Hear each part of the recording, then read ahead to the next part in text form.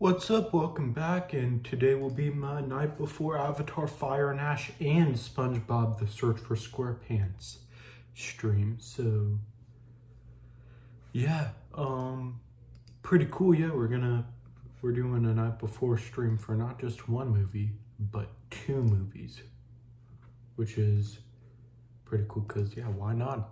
Twice the pride, double the fall. Probably just twice the pride though. It's pretty cool though. Yeah, two movies that we're going to be talking about: Avatar Fire and Ash and SpongeBob the Search for Squarepants, which I'm more excited for SpongeBob the Search for Squarepants, but it's pretty cool. Two movies on the same day. This probably isn't the only time we're going to be doing this. The next time we'll be doing this will probably in 2027 for Minecraft Movie 2 and Simpsons 2. Got to wait, so this might be the only time we do this. Maybe if Dune Part 3 stays in December 18th of next year, which is a year from today, then maybe we'll do a night before stream for both Avengers Doomsday and Dune Part 3, like in one. But I think Dune Part 3 is going to change its release date because Avengers Doomsday is going to be too big. But yeah, I'm going to go over my predictions for both movies again. I'm going to start with Avatar Fire and Ash. And I think Quaritch will be manipulating the Fire Tribe by convincing them that he was trying to save Pandora, which would be a pretty cool plot for him, a pretty like funny story, pretty fun story that kind of echoes the first Avatar movie and Avatar: The Way of Water, but like makes a new story with new characters. And I think Spider will be on a mission to redeem Quaritch because we're gonna have that redemption story probably with Quaritch, and like Spider and Quaritch and Avatar Fire and Ash are gonna be like Luke and Vader in Return of the Jedi. Like Spider trying to redeem Quaritch is gonna be like Luke trying to redeem Vader. Like, I mean, Spider already knows that Quaritch is his father because they were going on an adventure in Avatar: The Way of Water. So we're not going to have that like, so you have accepted the truth, I have accepted the truth that you were once Anakin Skywalker, my father. We're not going to get that. So yeah. And I do think at like the end of the movie there's going to be a big battle between the tribes, and it's Avatar Fire and Ash is kind of going to be like a Civil War type movie. It's kind of going to be like Captain America Civil War, which would be pretty cool, like a big battle movie. Yeah. And also kind of like those World War II movies like Midway and Pearl Harbor, which is going to be pretty cool that we're going to be getting an Avatar movie. Like, and also it's the battle in Avatar Fire and Ash is probably going to be like, an Avatar Fire and Ash is going to probably be like the battle from the end of Avatar: The Way of Water and the battle from the end of the first Avatar movie. Like the Avatar movies do great with their big battle scenes. Like, yeah. And I think at the end of the movie, Quaritch will be sacrificing himself as an act of redemption for the harm that he caused Pandora, which would be pretty cool. Pretty cool, like, little story thing to do. Kind of like Vader, like how Vader redeemed himself by picking up the Emperor and throwing him down the reactor shaft of the Death Star, to the second Death Star, to save Luke. It'd kind of be like that. Quaritch can sacrifice himself to save Spider, maybe Kiri, because the next one here, I think Kiri and Spider will be revealed to be siblings, kind of like Luke and Leia were revealed to be siblings in Return of the Jedi. So I think Avatar is taken from Star Wars. Like, the story beats an Avatar. We just got to look at Star Wars and what's so great about that. So James Cameron is taking from great movies, from already great movies, and he's putting them in his great movies. Yeah. Lastly, for Avatar Fire and Ash, I think Quaritch will be seeing how much Jake and his family care for Spider and will be feeling conflicted about his ways. I think that'll be another like major part of like of the main events of the movie, leading up to the big battle. I think there's definitely going to be a lot of tension leading up to the big battle. Yeah. Again, we know what happened with Tron Ares, but but Tron Ares was still good. I really like Tron Ares. And Tron Ares, especially that ending, it set up a fourth Tron movie.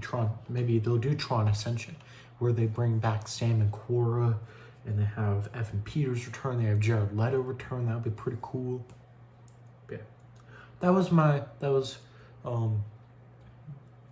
Avatar Fire and Ash part. Now I'm gonna do SpongeBob the Search for Squarepants. Yeah. The Flying Dutchman will be kidnapping SpongeBob and taking him to the underworld, which is the SpongeBob the Search for Squarepants is gonna be funny. It's gonna be like an adventure movie, but it's also gonna be funny. And yeah, I think that'll lead to Krabs, Patrick, Squidward, Sandy, and Gary all teaming up to rescue SpongeBob, which will be pretty cool, like pretty fun to see. And then they'll probably be recruiting Plankton and Karen to help them search for rescue SpongeBob, and Plankton and Karen will have to use their skills as part of the group. And it's going to be a cool dynamic. SpongeBob the Search for Squarepants is going to feature some cool dynamics here. And then I think the Flying Dutchman will be haunting SpongeBob. Will be haunting SpongeBob before kidnapping him. Like early on in the movie, the Flying Dutchman will probably be haunting SpongeBob, which would be pretty cool. It's going to be pretty cool to see. But as to how much money I think both of them are going to make, like each of them, I'm going to start with SpongeBob the Search for Squarepants. Get that out of the way first. So SpongeBob the Search for Squarepants. Since it's coming out basically the same day as Avatar Fire and Ash, I don't think it's gonna make like a ton of money. But the SpongeBob movies have never made a lot of money. Like the highest grossing SpongeBob movie was Sponge Out of Water, and that only made like $325 million. So Search for Squarepants, I think it's gonna make money, but I don't think it's gonna make a lot of money. I could see it. I think it's gonna be in the $300 to $400 million range. I think it's going to make $300 million to $400 million. Kind of like Sponge Out of Water. Like, I think it's going to fall within that same range. Yeah. Because of, like, the story that it's promising and also the nostalgia factor, which is going to be pretty cool, yeah. But that's what I think for SpongeBob the Search for Squarepants. So I think it's going to be profitable. Because I'm going to look up the budget.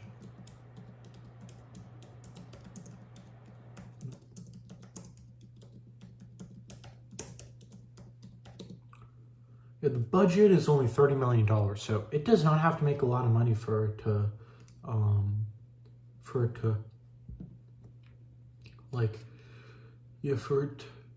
no, that's the first one. So the Search for Squarepants is $60 to $64 million, so that's the estimation of it. So, well, that's what's being reported. So, yeah, so it wouldn't have to make a lot of money to be profitable.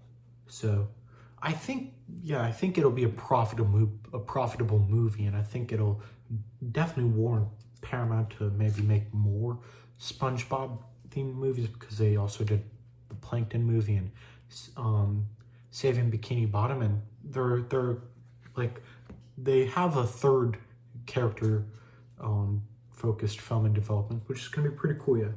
Which I'm really excited to find out what that one's gonna be. Maybe it's gonna be Patrick.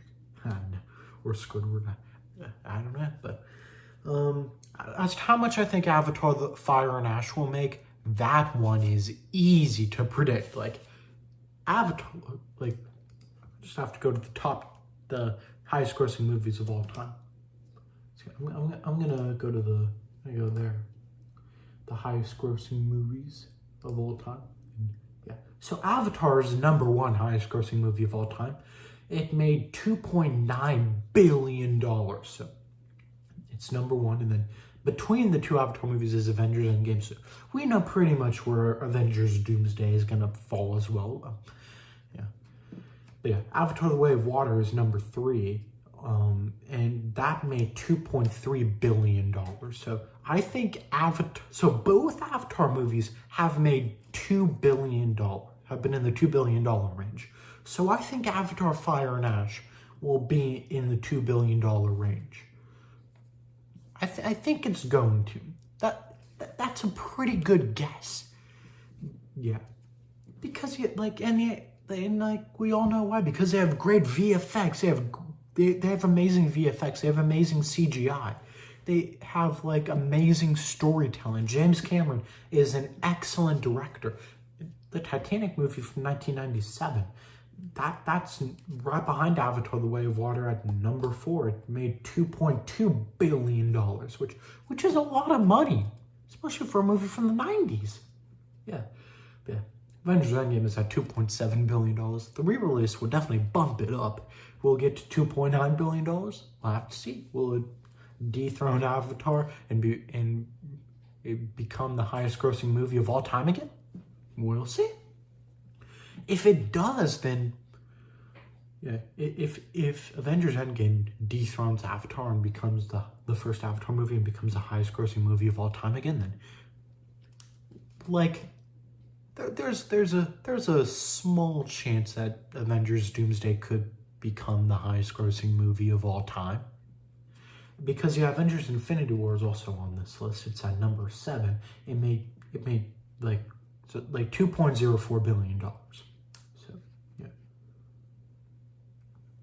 So yeah, like we know like with the Avatar movies, they're pretty much easy to predict for the box office because they're very popular. But yeah, like in SpongeBob: The Search for Squarepants, like that's a little harder to predict, but we deducted it. We used our deduction tactic. So, I mean, like today's the 10-year anniversary of The Force Awakens. I rewatched The Force Awakens earlier, and man, The Force Awakens is such a great movie. People say it's a rehash of A New Hope, but I mean, I see the similarities between A New Hope and The Force Awakens, but I also see where The Force Awakens does its own story. Like sure, the Death Star plans are replaced for Luke, the map to Luke Skywalker, and the Death Star is replaced for Starkiller Base and Jakku's Tatooine, but I still think like it has its own story. Like with the thing with the scene with like where they're on the Eravana with the Kanji Club and the Guavian Death Gang. I think that's a pretty funny part of the movie where like the Rathtars, where like Rey and Finn actually like accidentally unleash the Rathtars and like it's like a chase scene. I think that's pretty cool. And also like Kylo Ren's story in it. Like Kylo Ren is really established from the beginning of the movie all the way to the end of the movie. And the movie goes by so fast. Earlier this year when I rewatched Revenge of the Sith for its 20th anniversary, I was like, wow, this movie goes by so fast. And it's the same for The Force Awakens because the story is so good. And earlier this year, I also rewatched Rogue One before Andor Season 2, and it was the same thing for Rogue One.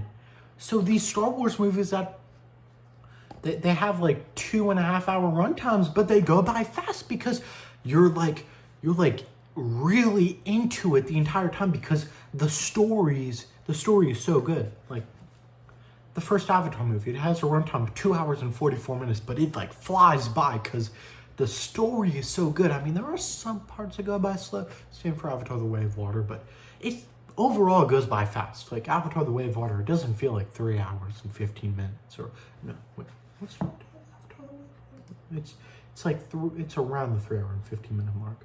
Which is how long Avatar Fire and Ash is going to be. Yeah. Avatar The Way of Water is 3 hours and 16 minutes. Let me look up haven't even looked up the runtimes yet. I'm looking up the runtime for Avatar Fire and Ash. The runtime for Avatar Fire and Ash is 3 hours and 17 minutes. 2 minutes longer than Avatar The Way of Water. So this is the longest Avatar movie. Just by 2 minutes, but... Actually, no, 1 minute, actually. Just by 1 minute, but... Still, it's the longest Avatar movie. Yeah. I'm really excited for Avatar Fire and Ash. It seems like it could be like the best Avatar movie of all time. Let me look up the Spongebob Search for Squarepants runtime.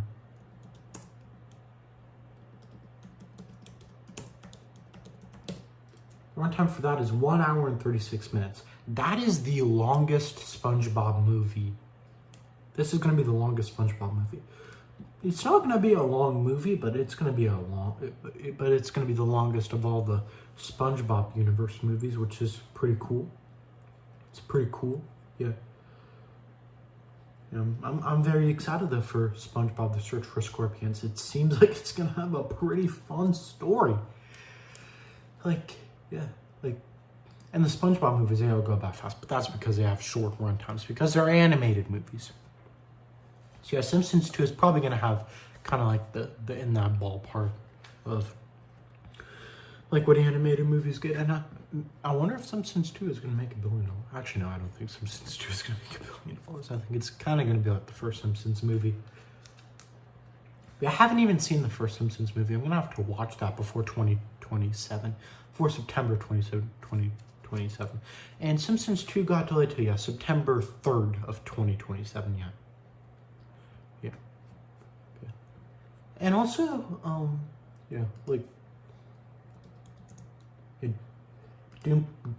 next year is going to be like big for movies. Like this year into next year is going to be big for movies.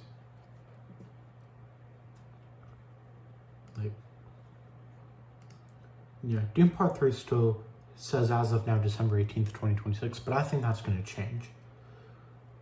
Yeah.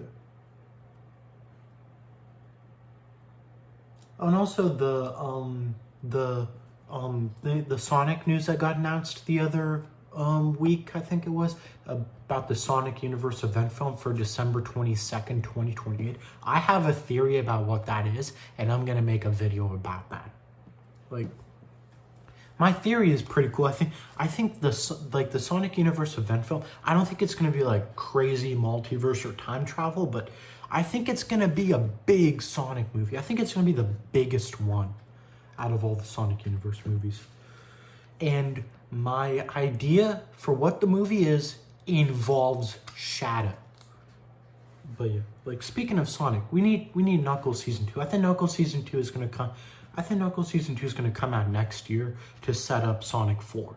And then Sonic 4 will be its own story, and then the Sonic Universe event film will also be its own story. So yeah, I'm really excited for that'll be the end of the stream. So yeah, hope y'all enjoyed this stream, another night before stream, the last one of the year, and it's a double one: Avatar, Fire and Ash, and SpongeBob: The Search for Squarepants. This is like one of the most fun night before streams I've had this year. But next year is going to be a banger for night before streams. Like, we're going to get the Super Mario Galaxy movie, we're going to get The Mandalorian and Grogu, Spider-Man Brand New Day, Supergirl, and Toy Story 5 in the same month, in June of next year. Doom Part 3, maybe, I don't know. If it gets delayed to 2027, that's okay. The Avengers Doomsday night before stream, there's definitely going to be content that I put out about Avengers Doomsday over the next year. Comes out 1 year from today. So yeah, this time next year, the next Avengers movie will be out. And when we're talking about the next Avengers movie this time next year, we'll be talking about Avengers Secret Wars, because Avengers Doomsday will be the current Avengers movie, not Avengers Endgame. It'll be Avengers Doomsday. But yeah.